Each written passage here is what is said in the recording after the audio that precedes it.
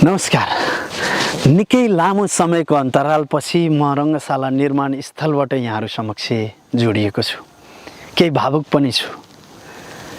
हामीभन्दा बढी यहाँहरू चिन्तित हुनुहुन्छ पक्कै पनि, किनभने यहाँहरूको साथ सहयोग र सद्भावले परियोजना निरन्तर अगाडि बढिरहेको थियो। हरेक विषम परिस्थितिको पनि सामना गर्दै डटेर लड्दै बन्नुपर्छ भन्ने उद्देश्य, त्यो आँट, त्यो हिम्मतका साथ हामी अगाडि बढिरहेका थियौँ। तर विडम्बना, दुःखको कुरा भनौँ, विगत 4 महिनादेखि रङ्गशाला निर्माण अभियान रोकिरहेको छ। हिजो कोभिडको त्यो महामारीमा, त्यो चर्को डर र त्रासको बिचमा पनि हामी एक रत्ती पनि विचलित नभइकन निर्माण अभियानलाई अगाडि बढाइरहेका थियौँ। लकडाउन भयो, त्यो अवधिमा पनि हामी काम गरिरहेका थियौँ।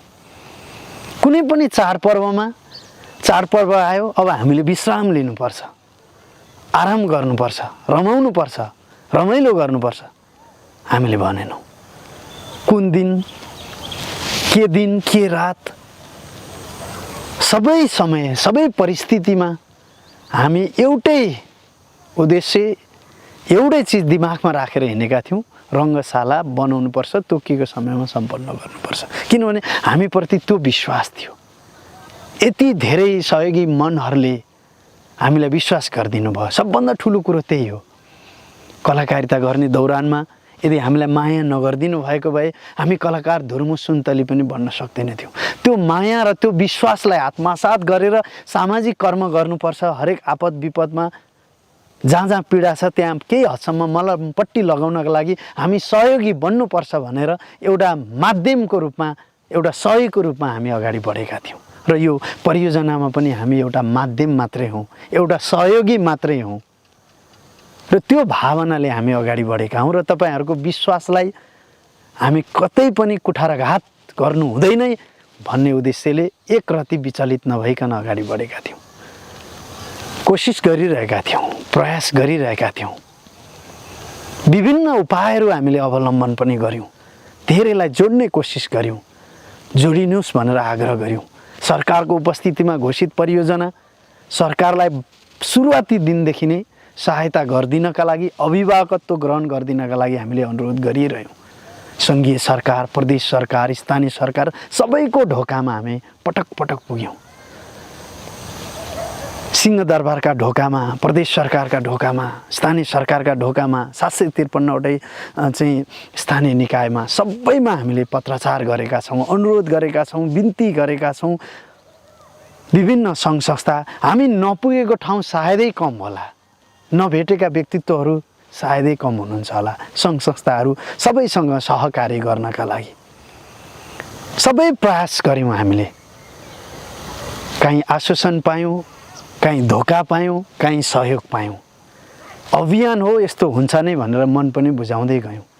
र यो परियोजना सम्बन्धी पर्याप्त टिक्का टिप्पणी, आलोचना पनि हामीले खेप्दै जानु पर्यो, जसको हामीले प्रतिवाद गरेनौँ। त्यसलाई सुझावको रूपमा लियौँ। सरकारले उपलब्ध गराएको, जग्गा उपलब्ध गराएको ठाउँमा हामीले निर्माणको संयोजन मात्रै गरेका हौँ। निर्माणमा काहीँ कम्प्रोमाइज हुन्छ कि, क्वालिटी कम्प्रोमाइज हुन्छ कि, आर्थिक अनियमितता हुन्छ कि भनेर हामी सुरुवाती दिनदेखि नै सचेत हुँदै अगाडि बढेका हौँ। र सबभन्दा बढी सचेत हामी त्यसैमा छौँ। यहाँलाई लाग्न सक्ला परियोजनामा अनियमितता होला कि हामी सहायता त गर्ने न, यो धुर्मु सुन्तलीले चाहिँ व्यक्तिगत प्रयोजनका लागि खर्च गरेका छन् कि।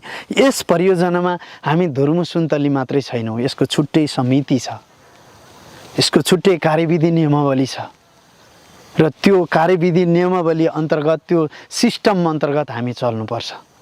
हामी त एउटा देखिने पात्र मात्रै हौँ। धेरै महानुभावहरू यसमा जोडिनु भएको छ। र यसको लेखा परीक्षण पनि हामीले असार मसान्तसम्मको सकिसकेका छौँ। केही दिनपछि हामी सार्वजनिक गर्नेछौँ। यो परियोजनामा आबद्ध भइरहँदा यसका भोगाईहरू, हामीले पाएका पीडाहरू हामी सार्वजनिक गर्नेछौँ। र ती पीडाहरू सार्वजनिक गर्नु नपरोस् भनेर अहिलेसम्म हामी मौन बसिरहेका छौँ। र हरेक आलोचना, हरेक टिक्का टिप्पणीका हामी जवाफ दिन्छौँ। र ती जवाफ एउटा सुझावको रूपमा हामीले ग्रहण गरेका छौँ। र धन्यवाद दिन चाहन्छौँ हामी। यो परियोजनाका लागि सकारात्मक हिसाबमा सोच्नुहुने महानुभावहरू जतिले बुझ्नु भएको छ, जतिले बुझ्नु भएको छैन, एकचोटि बुझिदिने कोसिस गर्न पनि म अनुरोध गर्न चाहन्छु। हामीले त मात्र प्रयास गरेका हौँ, केही गरौँ देशका लागि भनेका हौँ, बिगार्न खोजेका होइनौँ, बनाउनु पर्छ, बन्नु पर्छ भनेका हौँ। तर विडम्बना यही समयमा कोरोनाको महामारी आउनु, यही समयमा राजनीतिक अस्थिरता, राजनीतिक उथलपुथल हुनु, यो सबै चिजले हामी शिकार बन्यौँ। मनदेखि श्रद्धाले यो बन्नुपर्छ भनेर विभिन्न देशबाट खाइ नपाई आफ्नो कमाइको हिस्सा जोड्ने सम्पूर्ण सहयोगी मनहरूप्रति म सलाम गर्न चाहन्छु, शिर निहुराएर नमन गर्न चाहन्छु।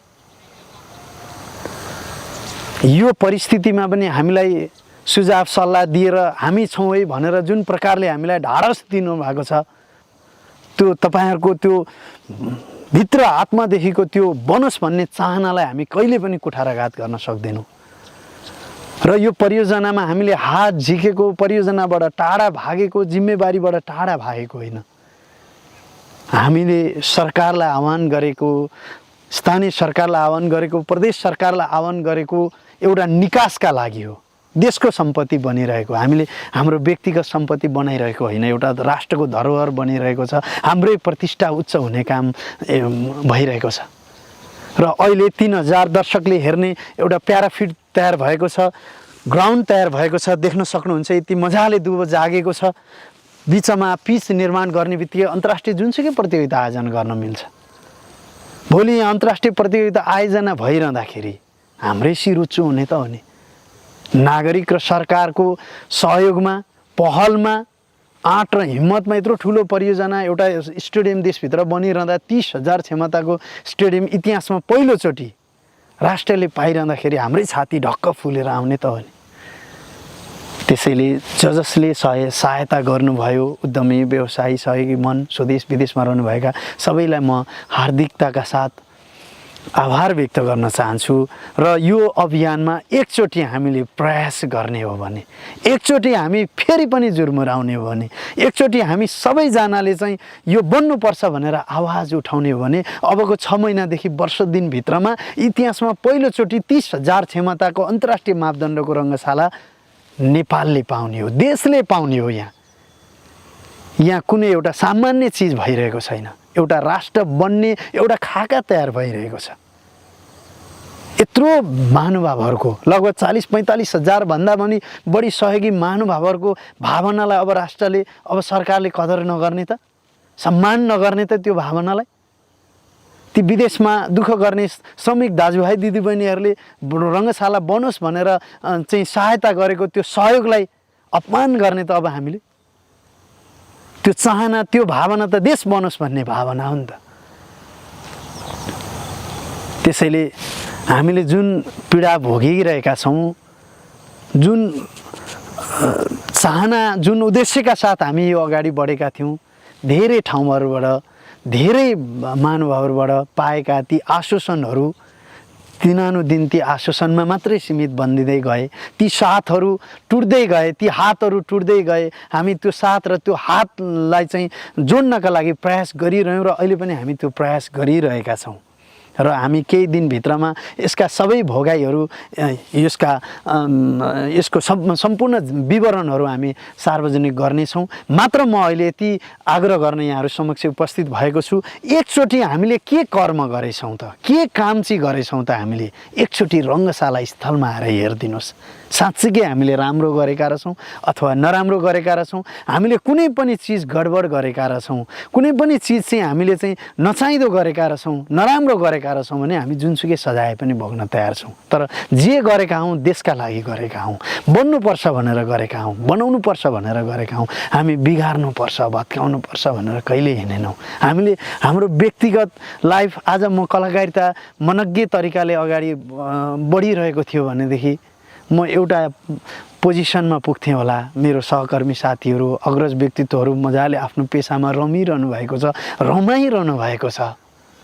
तर कुन दिन हामी रमाउन कहाँ चाहिँ निस्क्यौँ होला त? हाम्रो दिमागमा यो रङ्गशालादेखि बा के चाहिँ थियो होला त?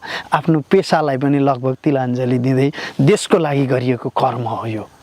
यहाँहरू सबैले बुझ्नु भएको छ। त्यसैले एकचोटि साइडमा आइदिनुहोस्, हेरिदिनुहोस्। सामाजिक सञ्जालका भित्तामा विभिन्न ठाउँमा बसेर कमेन्ट गर्नुभन्दा, स्ट्याटस लेख्नुभन्दा एकचोटि साइडमा आएर हेरिदिनुहोस् त। गाली नै गर्नुहोस्, केही फरक पर्दैन, तर हेर्नुहोस्, महसुस गर्नुहोस्, त्यसमा आफू भएको महसुस गर्नुहोस् त। आफू भएर यो काम गरिरहँदाखेरि कति हन्डर, कति कष्ट, कति दुःख हुन्थ्यो होला। एउटा सामान्य घर बनाउँदा त कति गाह्रो कठिन हुन्छ भने देशको एउटा अन्तर्राष्ट्रिय मापदण्डको अन्तर्राष्ट्रिय संरचना बनिरहेको यो चान्चुने चिज त होइन नि यो। त्यसैले एकचोटि आएर हेरिदिनुहोस्। सबैलाई अनुरोध गर्न चाहन्छु, यहाँहरूको मनमा जे लाग्छ त्यसरी नै प्रतिक्रिया दिन पनि अनुरोध गर्न चाहन्छु। र म सङ्घीय सरकार, प्रदेश सरकार र स्थानीय सरकारलाई यसको अभिभावकत्व ग्रहण गरिदिनका लागि, अपनत्व ग्रहण गरिदिनका लागि पनि अनुरोध गर्न चाहन्छु। र यसको निकास अब कसरी अगाडि बढ्ने, किनभने 17 करोडभन्दा माथि ऋणको भारी बोकेर म हिँडिरहेको छु, हामी हिँडिरहेका छौँ। आज ती निर्माणका सामग्री दिने विभिन्न कम्पनीहरू, विभिन्न व्यक्तित्वहरू धेरै कुरिसक्नुभयो। उहाँहरूले पनि कति कुर्ने, कति कम्पनी त बन्द हुने स्थितिमा पुगेका छन्। उहाँहरूको तारन्तार फोन आइरहन्छ, तारन्तार मेसेज गरिरहनुहुन्छ, कहिले कहिले कहिले, मसँग पनि जवाब छैन कहिले। एउटा देशको सम्पत्ति तयार पारिरहँदाखेरि, गर्छु बढ्छु भनिरहँदाखेरि राज्यले एउटा अभिभावक भएर पक्कै पनि सपोर्ट गर्नुपर्ने होला। राज्यले अभिभावक भएर चाहिँ प्रोत्साहन गर्ने होला, किनभने हामी सरकारलाई सघाउनै हिँडेका सहयोगीहरू हौँ। जुनसुकै दलको सरकार आउँदा पनि हामी यो अवधि, जुन अवधिमा हामी सामाजिक कर्ममा हुम्यौँ त्यो अवधिमा सबै हामी सरकारलाई सघाउने सहयोगी भएर अगाडि बढेका हौँ। त्यसैले म विनम्रतापूर्वक अनुरोध गर्न चाहन्छु, भोलि हामीमा कुनै पनि प्रकारको निराशा आयो र हामी विचलित हुनु पर्यो भनेदेखि धेरै चिज र यो रङ्गशाला निर्माण अभियान रोकिनु पर्यो भनेदेखि सिङ्गो देशको विकासको चिज रोकिन्छ जस्तो लाग्छ मलाई। सिङ्गो देशको हार हो।